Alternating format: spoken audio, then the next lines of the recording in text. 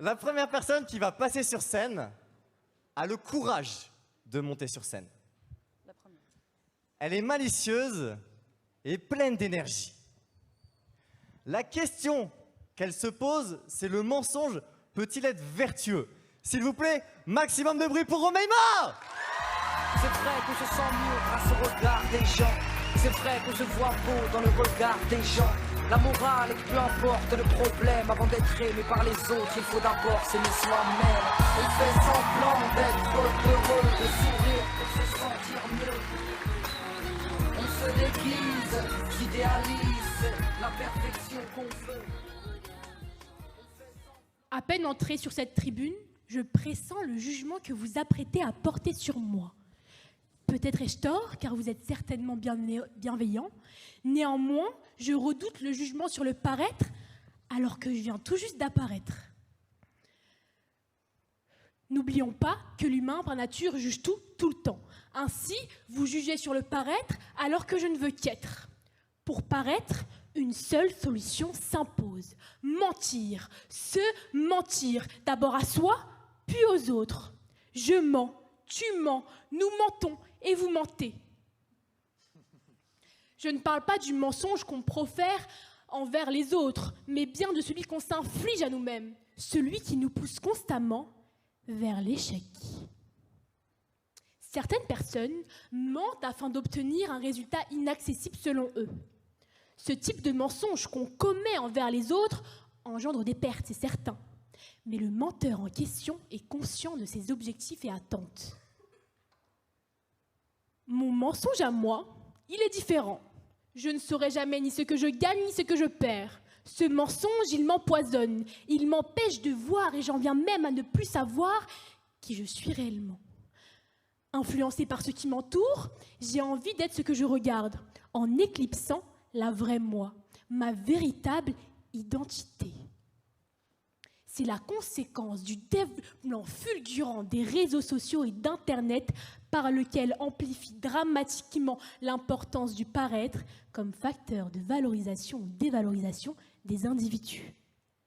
Afin de répondre aux critères standardisés de notre société, je dois tout simplement me créer une nouvelle identité. Mais une fausse identité. Elle vous conviendra, peut-être plaira. Mais pour être pleinement épanouie et accueillie favorablement parmi vous tous, je dois tout simplement mentir, me mentir, jouer un rôle de composition, créer un personnage qui ne portera pas mes faiblesses. Quelle tristesse, n'est-ce pas, devoir se mentir pour être superficiellement bien, user du mensonge à outrance pour se persuader d'être quelqu'un de bien. Eh bien ça, c'est mon quotidien. Je me mens. Je me suis toujours menti. Au départ, je mentais pour m'adapter, m'intégrer.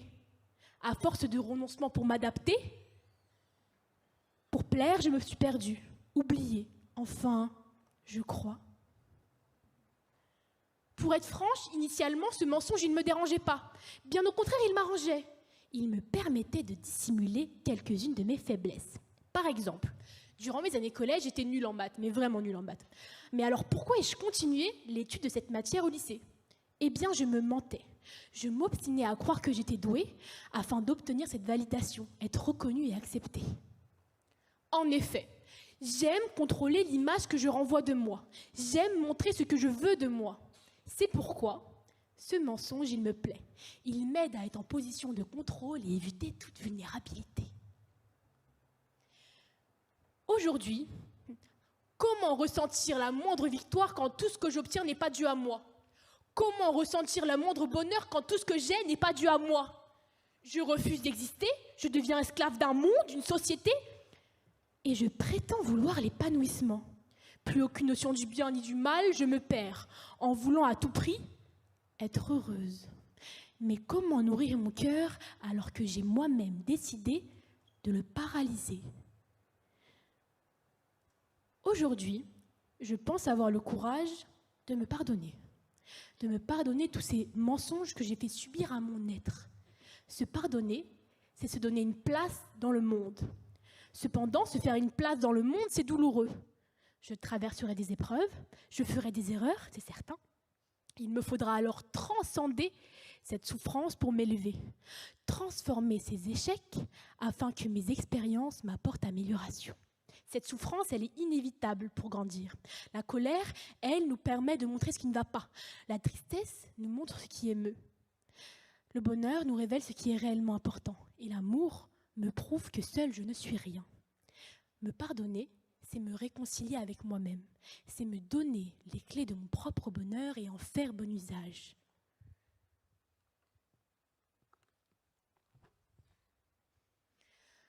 Mentir aux autres, c'est se mentir à soi.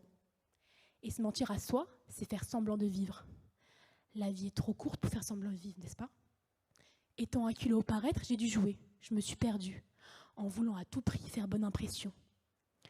Néanmoins, je suis reconnaissante à l'égard de ce mensonge qui m'a permis de me construire, de gagner confiance en moi, et mieux encore, de croire en moi. Alors je remercie ce mensonge, cet artifice vertueux qui m'a permis d'être qui je suis aujourd'hui.